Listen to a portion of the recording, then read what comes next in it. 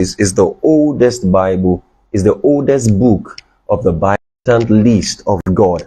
Hallelujah. Let us brush through the knowledge of the Bible once again, like we always say in our Bible studies. Let's remember that the Bible is 66 books. The canonized Holy Bible is 66 books and has 1,189 chapters written by 40 authors spanning through the year, written through the year 1,500 years. Hallelujah. So this Bible is full of mysteries. There has been no book on earth that could be compiled so divinely that every author, though despite in different location, different time zone, different geographical area, yet every word of them synergized together. This can only be a word from God. Hallelujah. Praise the name of the Lord. The man called Job, and the topic, the unimportant list of God. Now, Job has 42 chapters. Hallelujah. Job has 42 chapters. So we are going to be considering from 1 to 2 to 3 to 4 to 5 to 6 to 7 to 8 to 9 to 10 to 20 to 30 to 40 and to 42. We are going to be considering everything tonight. Not just tonight, I mean through the month of July and August. Hallelujah. Please stick to Monday Bible study, and several programs too will be coming up very soon. So stick with us. You are going to be heavily blessed of God. Job chapter 1 from verse 1. Now let me make us understand. We all know, if I ask the question that what is the oldest book in the Bible, we will know that by chronological arrangement of the Bible, we will say Genesis is the oldest Bible, is the oldest book of the Bible. But not so, actually. Genesis contains the oldest information in the Bible, but Job actually is the oldest book of the Bible. During the time of Job, Moses was not even born. And so Moses happened to be someone who had the grace and the privilege to hear from God and write things that were not even when he was not there. Moses wrote the first 5 books of the Bible called Pentateuch. He was the one who wrote about Genesis, wrote about Exodus, Leviticus, Numbers, Deuteronomy. He wrote these 5 books in order for us to understand the creation, the laws, the commandments that God gave. Now, but the oldest Bible, the oldest book rather, the oldest author, the oldest book is Job. If you of course, we'll be studying through Job, you will see that there are mysteries embedded in the book of Job that you will know that this is actually the oldest book in the Bible. After the first 11 chapters of Genesis, you will see someone that is not actually specifically or literally written in the Bible, but by research you will know that Job was actually part. When I say Genesis, the first 11 chapters, now those information are the oldest, but the person writing it, and at the time Genesis was written, it was far from when Job had already been written. Hallelujah. But in order to compile the Bible in a chronological way so that we can understand better, Genesis was put first. But talking about the first book that was written, it was not Genesis, because Job was older than Moses, so Moses came after. Hallelujah. I hope somebody is getting to understand this. And if you don't understand this, kindly rewind when this video is done, or as you're watching right now. If you're watching it on YouTube later, kindly rewind and hear me very well. Praise the name of the Lord. Genesis contains the oldest information, but Job is the oldest book in the Bible. Hallelujah. Now, I am so glad to take you through these 42 chapters of intense experience of God and man. Oh, Job showed us the connection and relationship between divinity and man. Oh, and humanity. Job gave us an explicit explanation of who God is, the nature of God, how God reasons. God, he showed us the very will of God for man. He shows how happy God can be and how sad God can be. He shows us what salvation will do. and what salvation has not done, when salvation has not come. I'm talking about the birth of Jesus Christ. I'm talking about what Jesus Christ came to offer us. He showed us the tendencies of what we can suffer without Jesus, and he shows us what we cannot suffer when Jesus is in the picture. You'll be shocked I'm talking about Jesus. You also know about this when we go through the book of Job. Job chapter 1. You know, when I say this one, in my mind, I am expecting a ring like Who Wants to Be a Millionaire. You know that? Job chapter 1, the first question. Hallelujah. You know, I'm thinking like that because this book is full of mysteries. Hallelujah. Job chapter 1 from verse 1. Follow me. There was a man in the land of Uz, whose name was Job, and the man was blameless, upright, the one who feared God and shunned evil. And 7 sons and 3 daughters were born to him.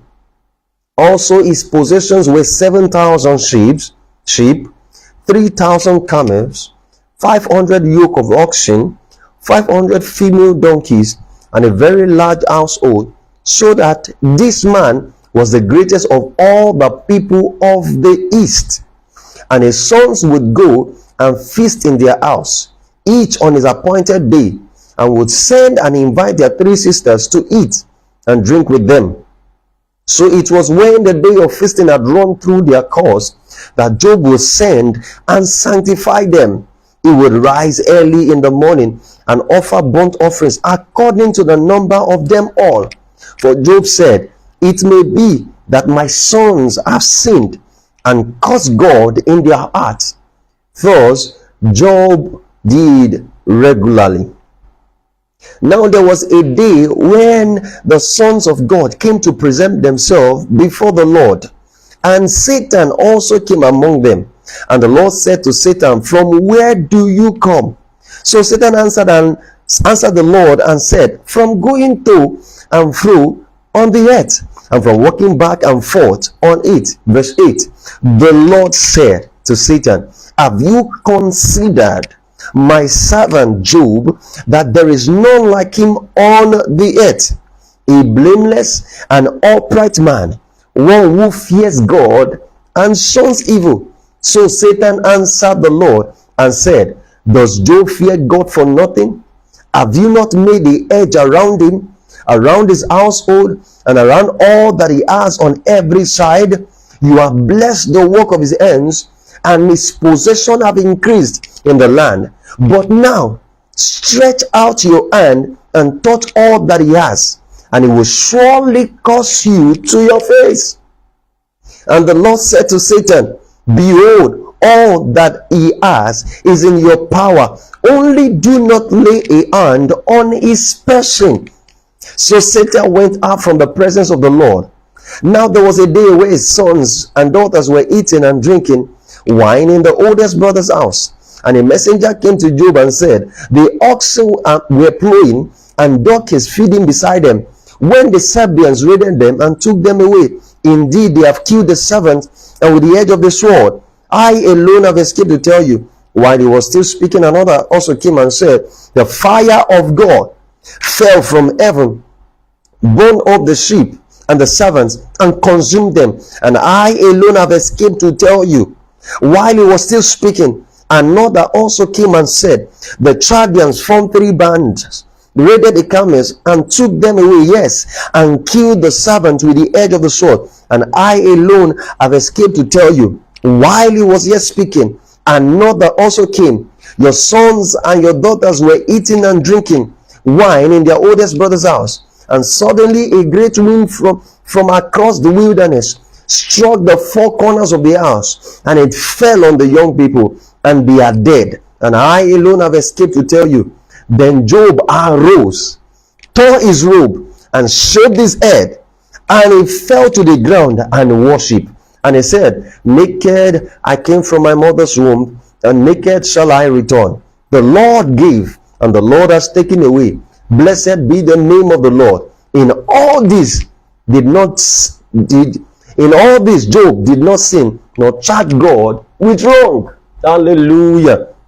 The first thing I told you that I will try by all possible means to prove unto you that Job is the oldest is by the mysteries, is by the thickness of the experience of the book of Job. Now look at the very word that one of the servants of Job told him. For you to know that this person must be someone who has experienced God firsthand, and they have seen the dimensions of God so thickly that you will know that, you see, as God began to walk with man, we began to see what God can do. I mean, we began to see the supernaturality of God. We began to see that through the life of Moses, we saw that God can actually follow the Israelite by a pillar of cloud in the morning and by pillar of fire in the night. We saw those experiences. Now, those experiences were thickly written in the book of Genesis, Exodus, Leviticus, Numbers. Hallelujah. Now, look at what the servant said in verse 16. While he was still speaking, another also came and said, the fire of God fell from heaven, meaning he saw fire coming from heaven, which looked literally like the fire of God that he may have seen in one of the very thick experience of God. He said, fire from heaven, the fire of God from heaven. You see, before Elijah came into play, servant of Job, not even Job himself, the servant of Job had the knowledge that there can be a literal fire from heaven that can come and burn. Hallelujah. You see, if the Bible, oh my Father, if the Bible was written explicitly like the way it was explained, one. The whole world will not contain what is written in the Bible. So we can see how this thick experience were hidden in the book of Job, that the servant of Job can actually come to the understanding that fire of God can fall from heaven. Hallelujah. Even though we know that Job, that Satan took permission to utilize this kind of experience, so the fire of God that came from heaven was actually a permission from God. Hallelujah. I pray God give you understanding by this. So I've been able to prove unto you that the thickness from chapter 1, you are already seeing the thickness of the experience of the supernaturality of God. Now we said that the subtopic, the part 1 that we're considering tonight, is the unimportant list of God. And I will start from verse 8. I have read the whole chapter 1 unto you so that you can see the pretext, the context, the protest. You can see all the text written. We have read it literally. So now let us now start checking contextually the verses that have meaning to what we are about to say, to what we are about to teach. And that is the unimportant list of God. There's a list of God where there are things that are put there, things that are put in that list are unimportant to God. And so when death comes, it can take it away. When situation comes, they can be victims of situation. When the evil day comes, they can go with the evil day. It can be a person, it can be a thing, it can be a property. These things are written in the unimportant list of God. And there are things also written in the important list of God. Those ones, no matter what situation happens, they cannot be shaken. They can only go through phase. They cannot die. They cannot be destroyed. They can only go through shakings, but they cannot be destroyed. Yes, let me put it that way. Let me put it explicitly and correctly that way. They can only be shaken. They cannot be destroyed.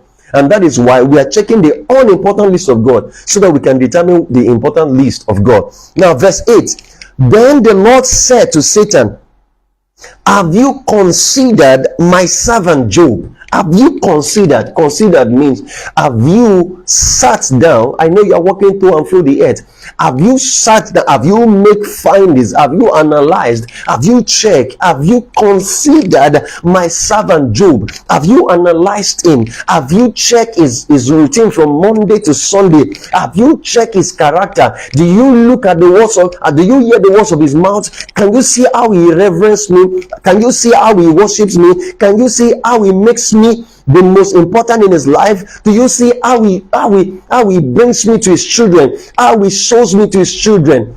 Can you see how God said, have you seen and considered my servant Job? Hallelujah. And here they replied, after God said, have you considered my servant Job, that there is none like him on earth, a blameless and upright man, one who fears God and shuns evil. Before we even consider what Satan replied, this shows us the very nature of our God, that God can be so proud of us. Oh, the